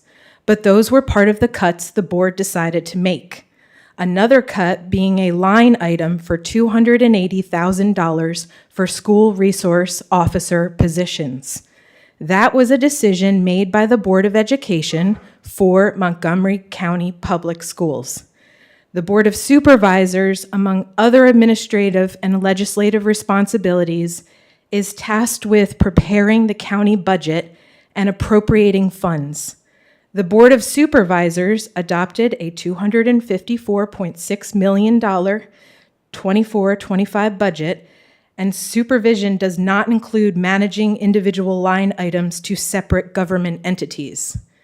As stated in the Code of Virginia section 22.1-94. Montgomery County Public School budget line items are managed and approved by the Board of Education. They have the authority to make decisions about how public education funds are allocated and spent within this district, making critical decisions about prioritizing spending, where cuts are made, and allocating resources to meet the needs of students and the district. And again, in Virginia, the relationship between a county's Board of Supervisors and its school board is outlined in state law, defining their respective powers and responsibilities. And while the Board of Supervisors has the authority to approve the overall school budget, the school board is responsible for managing and allocating those funds within the school system. This is not Montgomery County law. This is Virginia state law. In essence, the Board of Supervisors controls the purse strings by determining the overall funding level for the school division, while the school board has the authority to manage and spend those funds according to its own operational and program decisions. Local government should not be who you know, but rather merit and qualifications. transparency, and accountability, representing the people, competence and knowledge, and focus on public good, and allowing the Board of Education to do what they were elected to do. This isn't an issue on whether or not the schools should have officers or not. It's about how that funding was taken away. Taking $280,000 in funds away from Montgomery County Public Schools undermines the Board of Supervisors' relationship and trust within this community and sets a really bad precedent. Thank you. That was the end of the speakers that had signed up, but anybody that has not already spoken is welcome to come forward. And I see somebody coming. I see lots of people. Welcome. Hi, I'm Darrell Musselman. I reside on 2475 Split Rail Road in Charlottesville. I just wanted to bring attention to the road. Split Rail is like 7/10 of a mile long, and it's got 13 residents, and the road's pretty much a disaster. You have to drive it like a optic course. It's you have to stay on the wrong side of the road biggest part of the time, and then when it rains, it has no drainage, and you get these puddles, and you have to get on the wrong side of the road on the river bluff to get around them. And there's a lot of elderly people and teenagers driving that road. And I just thought it needed to be brought to the attention for the safety of the split rail community, that it needs attention. And then as Mr. Miller said, Mount Pleasant's a disaster as well. There's spots in there that's just wide enough for one car to get through. And just wanted to speak my 2 cents, and thank you for the opportunity. Thank you. Yeah, thank you.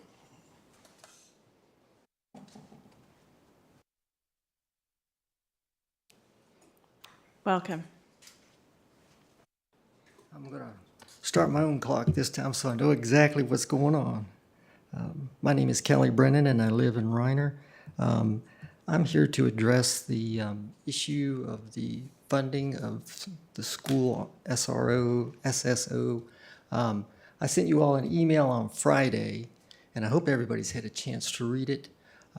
If you haven't, I encourage you to do that, because I think it's a pretty good read, and offers my insight at any rate, and I think it's a reasonable assessment. We're all busy folks, and we expect you all to be even busier because you've accepted this job, and we expect you to have the information you need to make clear decisions about what is happening and what is going on. And it's just clear to me throughout this whole process that there's been a lack of information, a lack of communication. And I'm talking specifically about this proposed RSSO program. And honestly, I feel like there's been a weak leadership in this, simply because, well, I've got a meeting with the superintendent tomorrow, so I hope he doesn't get after me too hard. But, I think the superintendent failed to provide the information that school board members requested. I think he failed to adequately communicate with this board and make it clear that he could not speak for the school system. And it seems to be you all really made decisions based upon your own assumptions when you saw that proposal in the proposed school budget. You assumed it would happen, and you assumed that even without fully funding the school system, it would happen. And that's just not how things work. And, I don't deny that you perhaps, well, you probably did have the prerogative to come back and revisit that decision. But it was done very poorly, in my opinion, because, you're taking money away from a body that you had allocated money to, and it seems pretty apparent that within code, that was possibly illegal. I hope your county attorney was involved. I'd like to know what VACO thought about it. Other law professionals. It seems to me that, in my opinion, the big issue now is this matter of trust. Perhaps you all don't trust the school board to make decisions, but you've made a decision that now not only makes the school board not trust you all, but a lot of citizens.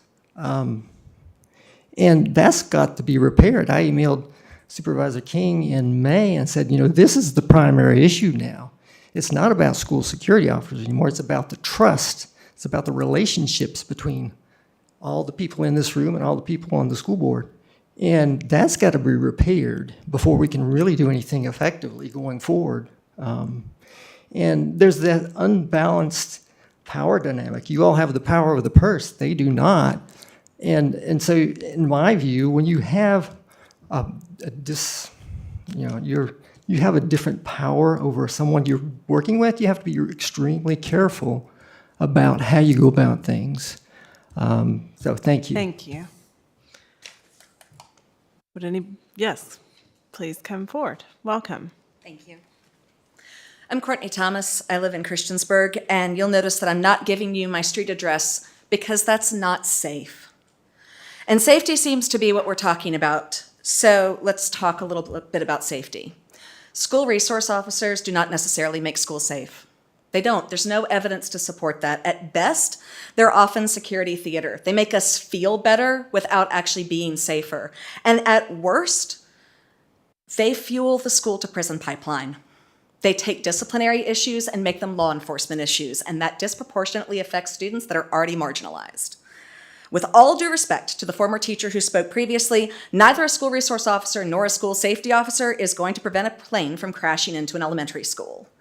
And I get it. I understand trauma.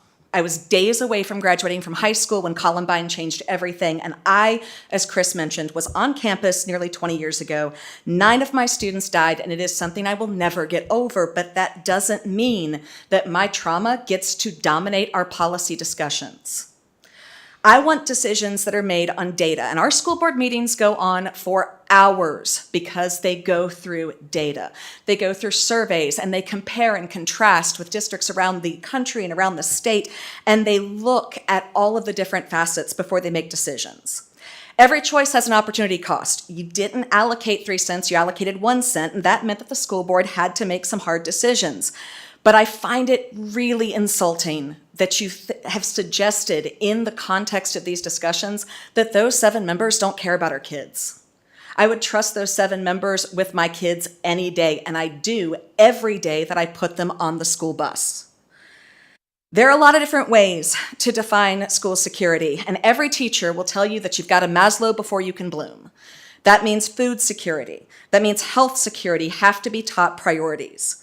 And there are a lot of kids who still don't feel safe in our schools, and no school resource officer or school security officer is going to change that because they're not afraid of gangs and they're not afraid of school shooters. They are afraid of the violence that they face each and every day at the hands of other students and often at the hands of staff. They are scared, and we have to do something to fix that. But we also have to keep our eyes on the real issue here. And the real issue isn't about safety. It's about the fact that the board can't rescind funds that were already allocated to the school board because they don't like the choices that the board made. It's a mistake that you have to fix in order to restore public trust in our government. Thank you. Would anybody else like to come forward and address the Board of Supervisors? Okay.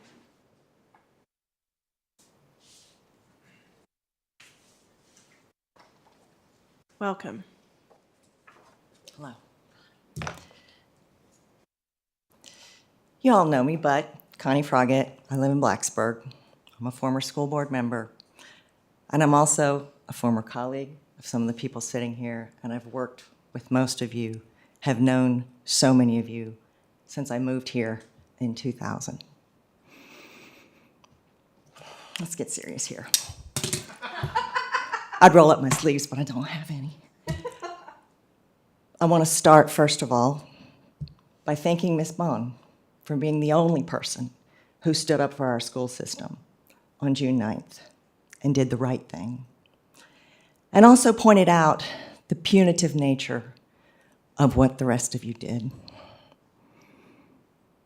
I want to look you in the eye because 5 of you have been in my house, have eaten from my table, have drank from my home bar hobby. We've shared food, drink, good times. I've donated a lot of money and a lot of time to your campaigns to support you, to put you up there.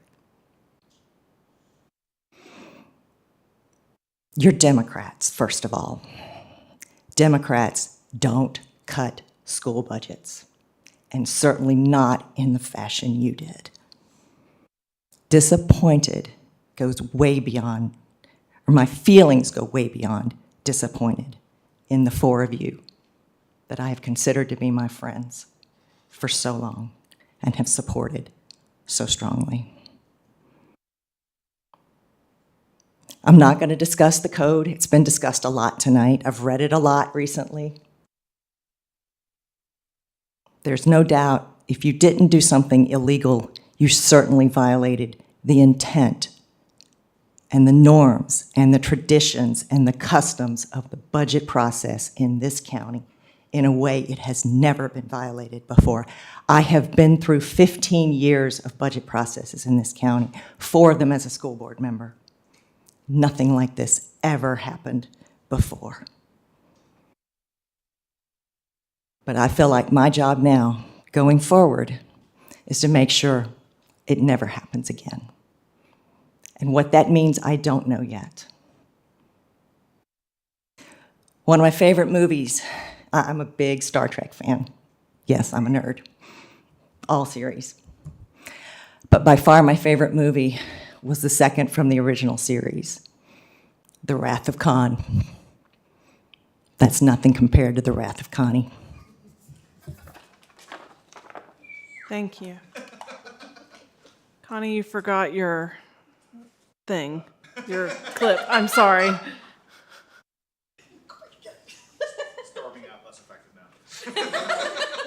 Do we have anybody else that would like to come forward to address the board during public comment? Okay, seeing nobody else come forward for public comment, I'm going to close public comment for this evening.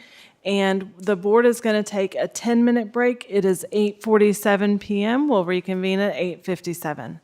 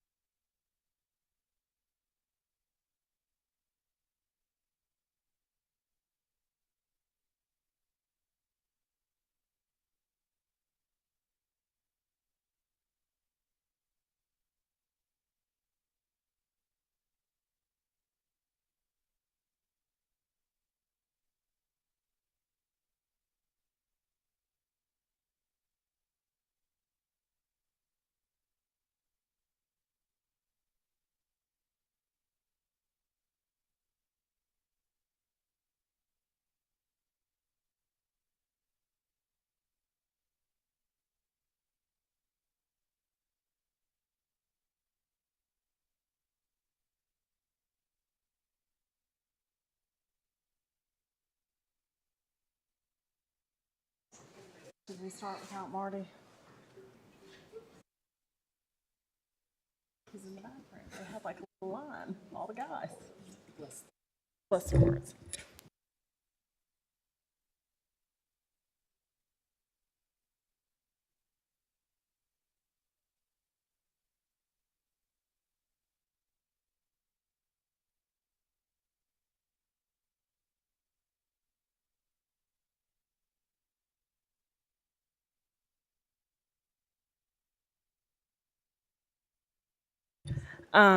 So we have closed public address. We do not have an addendum this evening, and so we are on to new business. The first item of new business is an ordinance amending Chapter 2 entitled Administration, adding Section 2-18, establish monetary performance incentive/bonus program. Angie, is there anything to say for that before we take a motion? I don't have anything to add. Do you, Marty? Okay. No, this just simply gives the administrator delegated authority to set up that bonus system, subject to your approval that the money's appropriated and spent for that purpose. Okay. Is there a motion? Motion. Second. Okay, is there any discussion or questions? Okay. Madam Clerk, if you'll call the roll, please. Ms. Bone? Aye. Mr. Kitts? Aye. Mr. King? Aye. Mr. Fitchukowski? Aye. Ms. Biggs? Aye. Mr. Grafsky? Aye. Chair DeMotts? Aye. 7 ayes. Next item is, everything just moved. Next item is 6-year secondary road plan for fiscal year 25-26 through fiscal year 2030-31. Is there a motion? So moved. Second. Is there any discussion? Supervisor Ben.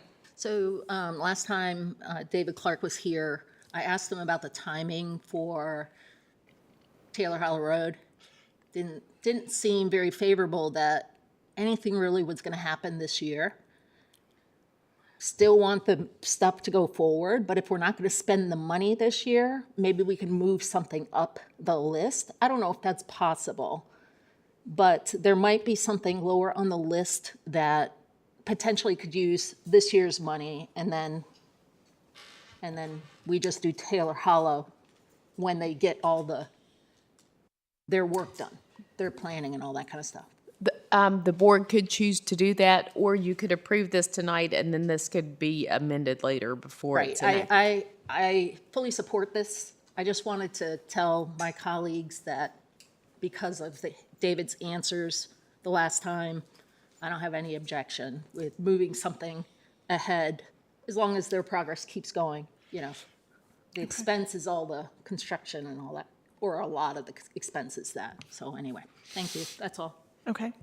Any other? Supervisor Grafsky? Yeah, I appreciate you offering up that kind of concession, if you will, because, yeah, I think I was looking for some more information around traffic counts, things like that, right? Looking at these different roads and, you know, what is the impact to the order, if you will. And so, well, I guess I would support, you know, or I will support this tonight, knowing that we can amend it at a future date, once we have some more information, would be.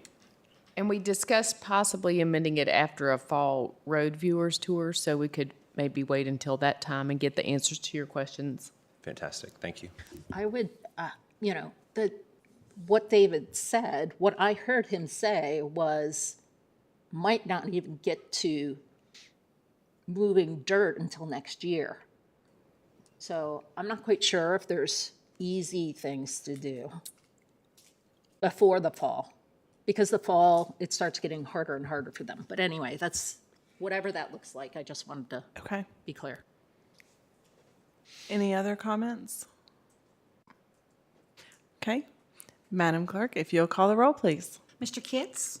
Aye. Mr. King? Aye. Mr. Fitchukowski? Aye. Ms. Biggs? Aye. Mr. Grafsky? Aye. Ms. Bone? Aye.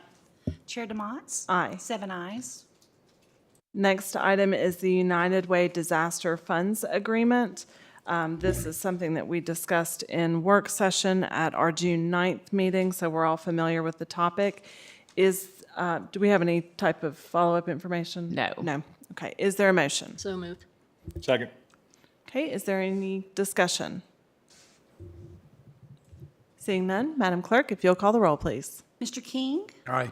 Mr. Fidzikowski? Aye. Ms. Biggs? Aye. Mr. Grafsky? Aye. Ms. Bone? Aye. Mr. Kitts? Aye. Chair DeMotts? Aye. 7 ayes. Next item is Montgomery County Public Schools Capital Fund Transfer for fiscal year '26. Is there a motion? So moved. Second. Any discussion? One item I'd like to point out is that is for fiscal year '26. The reason it's on the agenda tonight is so that the schools can have this funding available, because our next meeting won't be until July 14th. They have some things they want to get started, and can speak more to that if you want to. I know they're here to discuss that, but I did want to bring forward that that's FY '26 money. Okay, is there any other discussion? Any questions? Seeing none, Madam Clerk, if you'll call the roll, please. Mr. Fidzikowski? Aye. Ms. Biggs? Aye. Mr. Grafsky? Aye. Ms. Bone? Aye. Mr. Kitts? Aye. Mr. King? Aye. Chair DeMotts? Aye. 7 ayes. Next item is the fiscal year '26 one-time bonus. The total appropriation needed for this is $512,479, of which $165,000 is provided by the state. Angie, do you have any comments? Yes, I do. I appreciate your support this far on this topic. I have brought it to you before, and this would provide 1.5% bonuses to each employee, so they're with their July 1st pay.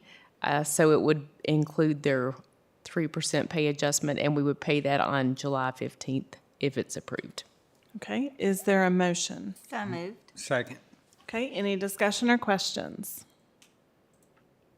Seeing none, Madam Clerk, if you'll call the roll, please. Ms. Biggs? Aye. Mr. Grafsky? Aye. Ms. Bone? Aye. Mr. Kitts? Aye. Mr. King? Aye. Mr. Fidzikowski? Aye. Chair DeMotts? Aye. 7 ayes. Thank you. The staff thanks you as well. Thank you. The next item on the agenda is reassessment and Board of Equalization costs. And Angie, this is a total cost of $1.1 million, so I'm going to have you speak to that, please.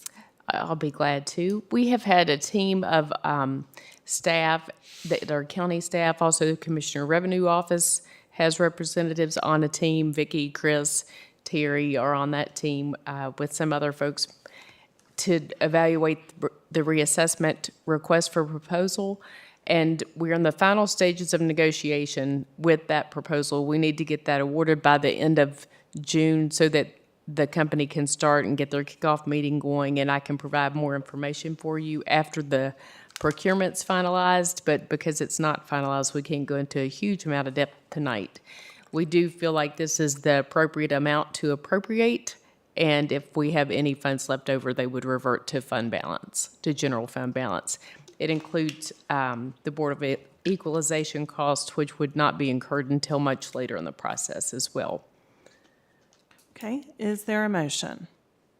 So moved. Second. Okay, any discussion or questions? Supervisor I do Grassley. have a question of clarification. So does this mean we are not internalizing this process?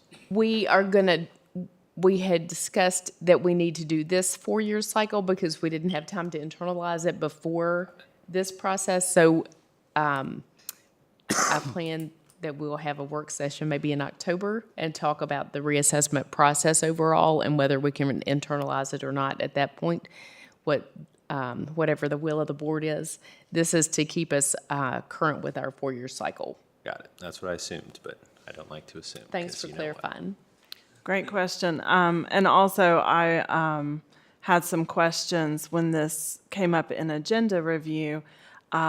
And it is my understanding that the committee has really strongly emphasized the feedback that they heard from this board, that community or citizen service was very, very important to this process. And it's an area where we felt like things were lacking in the past. And so that came across loud and clear as they're discussing those contracts. Vicki, did I take a motion on this? You did. Okay.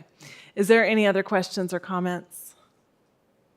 Okay, seeing none. Madam Clerk, if you'll call the roll, please. Mr. Grafsky? Aye. Ms. Bone? Aye. Mr. Kitts? Aye. Mr. King? Aye. Mr. Fidzikowski? Aye. Ms. Biggs? Aye. Chair DeMotts? Aye. 7 ayes. This is a sad time for me to be chair because I don't get to make a motion.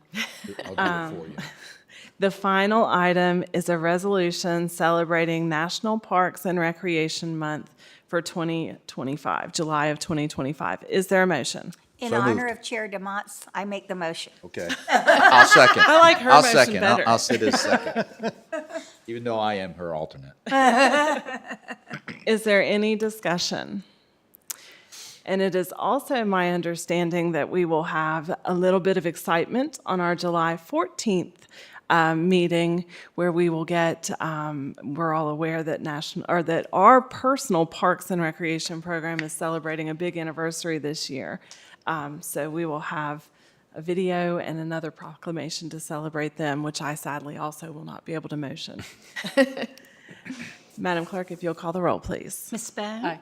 Mr. Kitts? Aye. Mr. King? Aye. Mr. Fidzikowski? Aye. Ms. Biggs? Aye. Mr. Grafsky? Aye. Chair DeMotts? Aye. 7 ayes. Okay, and reports. County Attorney report. What do you have for us? I just want to make a quick comment. The board, when you changed your budget and sent the school board less money, it was certainly within your powers to do that. We sent out an earlier, email, me and the administrator, explaining those code sections. Budgets are amended all the time. Once the schools get the money appropriated to them, then it's out of your hands and it's in their hands, and then they're the authority that has the right to spend that money, and you can't get it back until the end of the year, end of the fiscal year, when it reverts back to the general fund, whatever isn't spent. So the board certainly operated within its powers in changing its budget, changing how much it was going to appropriate to the school board. You did not do a line item veto. You appropriated by major classification, which is what the code requires.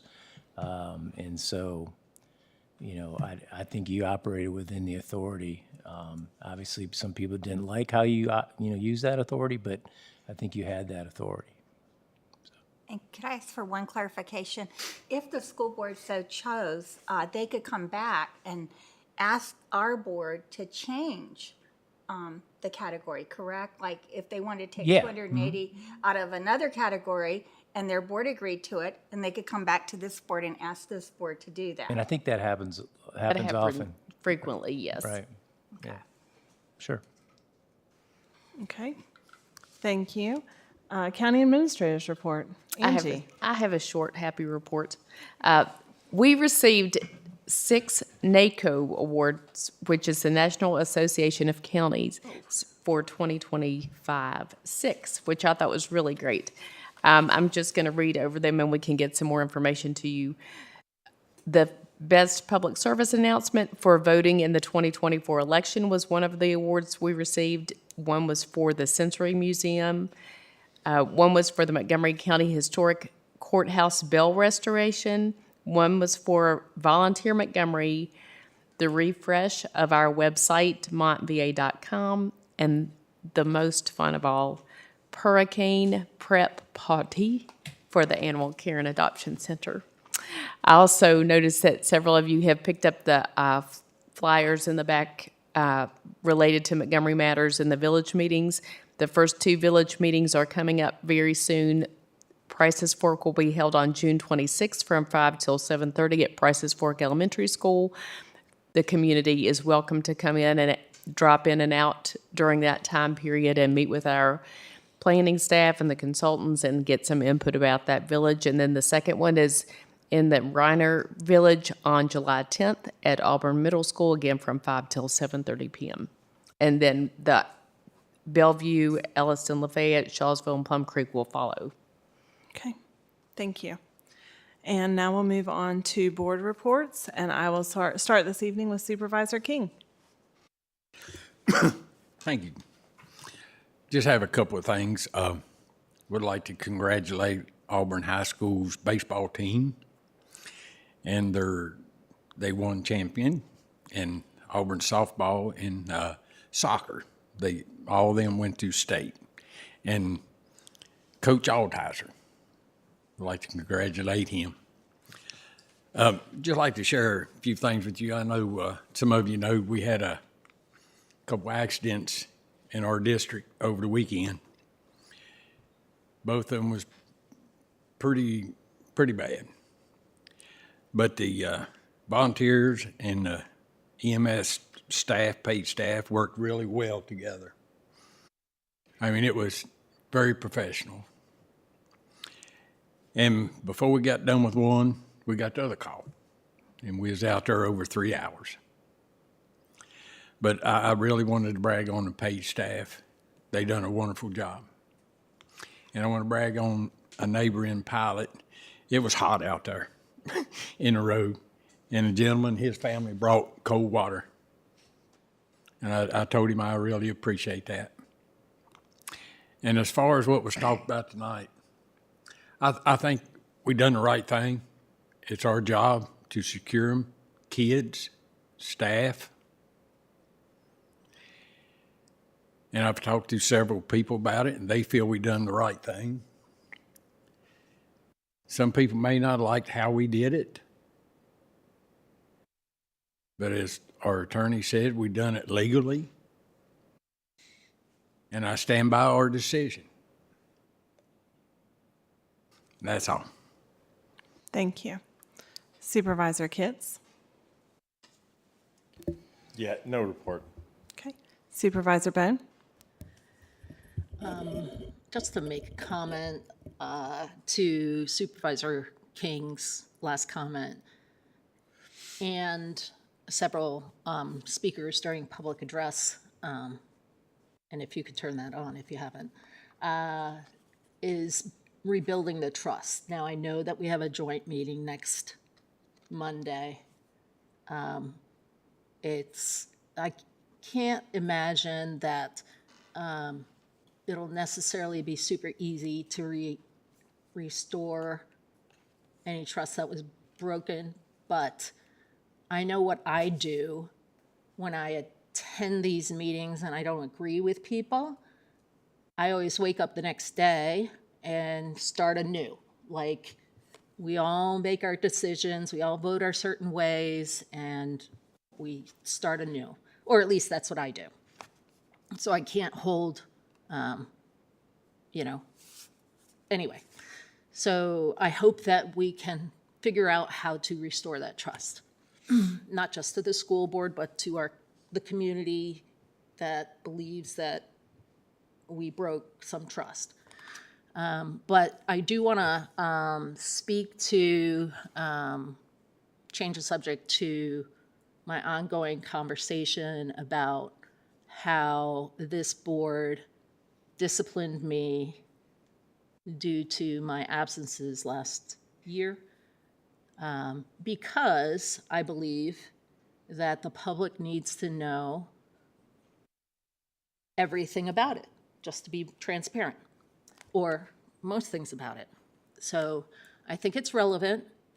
Certainly people in my district are encouraging me to continue to discuss it.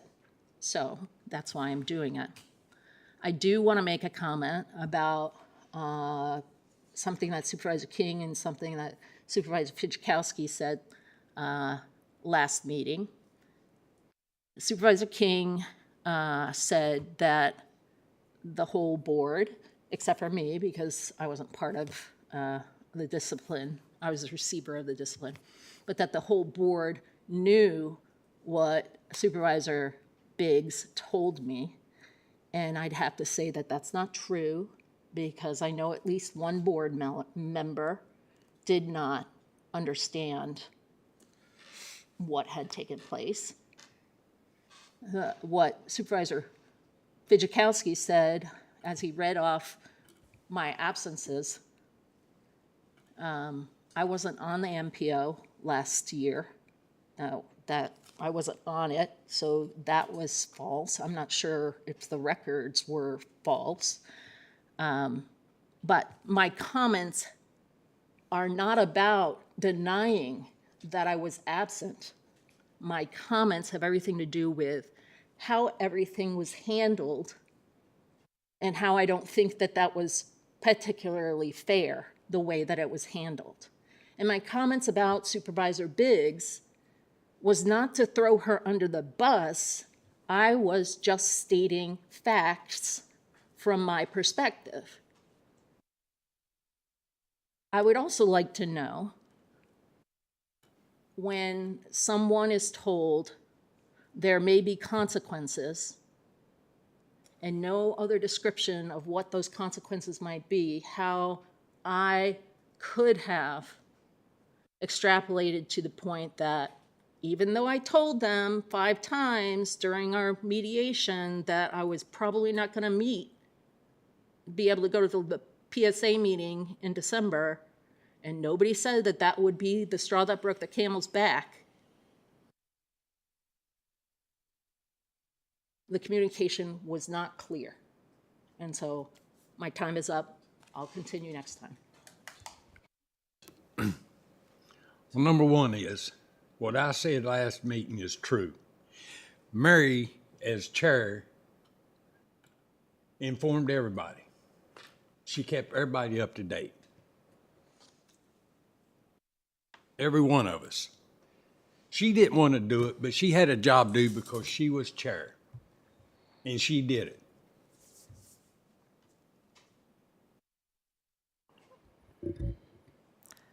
Okay, let's continue with board reports. Supervisor Grafsky. All right. So I wanted to bring up a program that's, I think, part of the General Assembly's budget for the upcoming year, the Virginia Disaster Assistance Fund.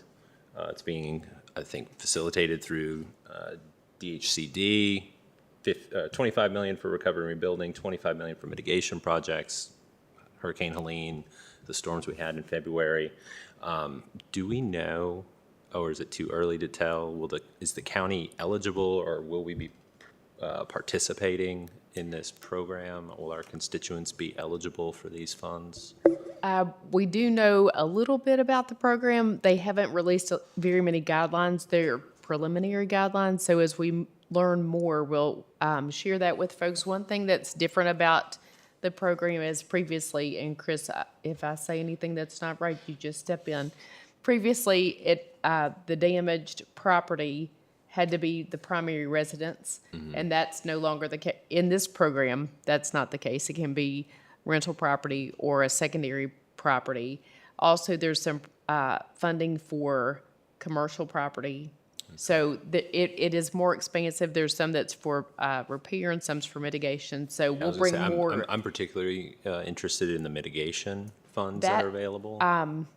Kevin Bird hosted a managers meeting for us a week or two ago, I guess, and there were representatives that zoomed into that told us a little bit about the program. But they're going to have mitigation guidance around the beginning of August, but they don't have it together quite yet, so that they weren't certain about the date. So that will come forward shortly, and I will share that with the board. I just want to make sure it was on the radar and that Yes. we could be talking about that in the future. So, I appreciate that. okay. All right, thank you. Supervisor Biggs. The only comment I really have is I'm hoping that our school board and our board can continue to move forward. We have the capital improvement plans that we're going to be discussing next Monday, and we have a lot of work that we do together. And I think that maybe with this work, maybe we could enhance our communication skills with both boards. And I'm just hoping that we can move forward. We've made a decision. We have a lot of other things on our plate. And so I think the next step is to go ahead and do what we need to do with both boards. And that's all I have to say. Okay, and then I have a short report. Oh, Elephant in the room. all right, Steve. Okay, good. Well, I don't know if I can make it that good, but back on the 12th, Angie and I attended the Onward June investment meeting. It was very well attended, had a very good speaker. And then on the 17th, I attended with with Brian, our economic development manager, the meeting over at Radford University where Congressman Morgan Griffith spoke to try to give everybody a heads up on what to expect from the federal government, which he pretty much admitted there's a lot of stuff still up in the air and didn't really know, didn't have definitive answers, but it was still informative, and I enjoyed doing that. And I'd like to also mention that Eastmont High School cross-country team went to state. They didn't win, but they went to state. And also the Eastmont soccer team went to state, and unfortunately, they didn't make it. So they're come in second place. So they got some good soccer players in this county, and I think a lot of them live in Reiner and Shawsville. So that's all I got. Supervisor Grafsky again. Thank you. All right. Sorry, I was going to sit on this, but I just wanted to take an opportunity to kind of clear some things from my head, particularly after some of the comments tonight. I'm a little saddened that they didn't stick around, knowing that we can't respond during public comment. But, you know, particularly when things like frustration around, you know, unprecedented actions by this board or things like that.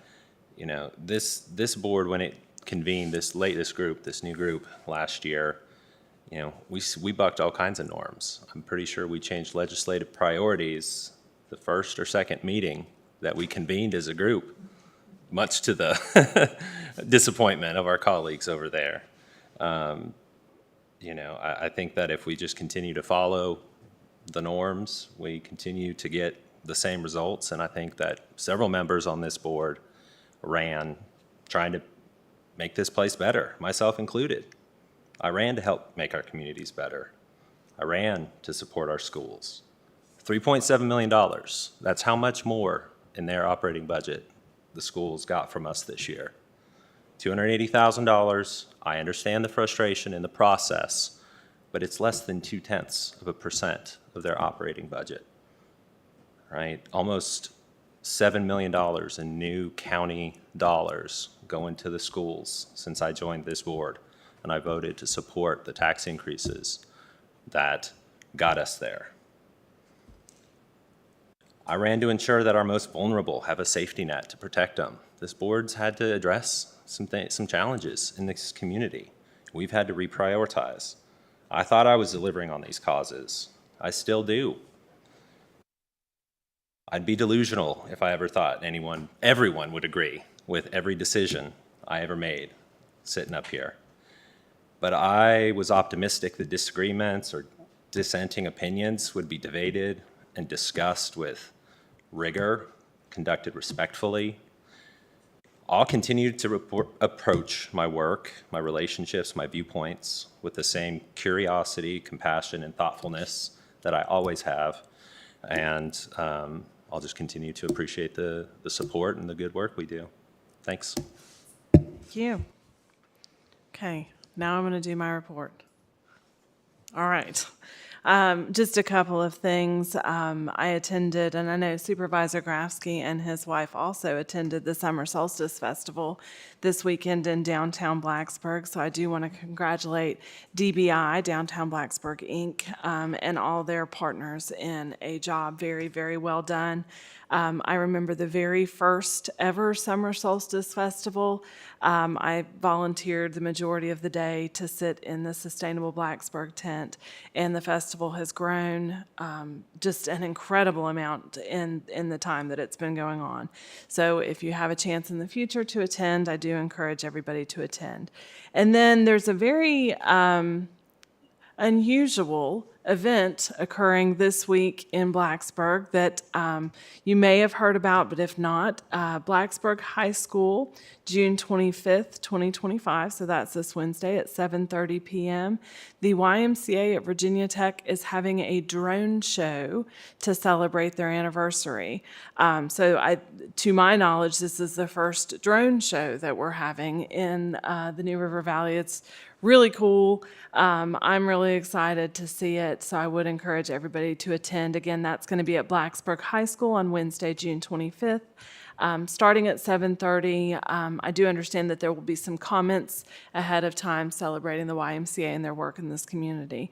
And then just to reiterate, Supervisor Biggs, we do have our joint meeting next Monday, 6:30 in MP2. It will also be live streamed, so we'll convene at 6:30 for dinner, and then the meeting will officially begin at 7 o'clock. And the joint meeting with the school board and the Board of Supervisors will be discussing future capital planning and how we plan to get there on county capital projects and school capital projects. So it'll be very worthwhile to attend, and if you can't attend in person, you can catch the live stream. Seeing no more business before the board, this meeting is adjourned.